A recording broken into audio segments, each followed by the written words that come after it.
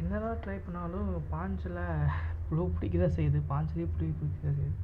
Culture அது அந்த culture லைட்டாக போட்டாலும் அந்த இதில் கோகோ பீட்டில் அந்த ஈக்களோட முட்டைகள் ஒழிஞ்சிட்டு இருந்திருக்கு. அது பாருங்கள் எவ்வளோ இருக்குன்னு. இத்தினுண்டா முட்டை இருந்தாலும் அதை முட்டைகள் நிறைய இருந்திருக்கு போல் இருக்குது. இங்கே டப்பா ஃபுல்லாக அதுதான் இருக்குது. இது வெளியே இருக்க இந்த பாஞ்சு யூஸ்ஃபுல்லாக இருக்குது. இந்த பாஞ்சு போட்டு அப்படி எடுத்தோம்னா பாருங்கள் நிறைய காட்டுது, நிறைய இருக்குது.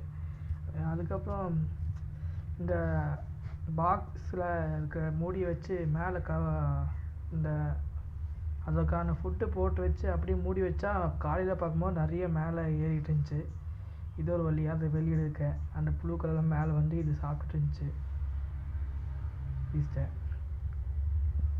அதுக்கப்புறம் இது ஒரு வழி, தண்ணியில் ஊற வச்சு அந்த புழுக்களை சாகடிக்கிறது தான் வேலை.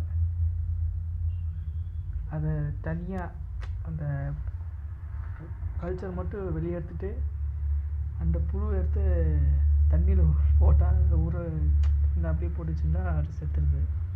முட்டைகளும் மேலே தெரியுது.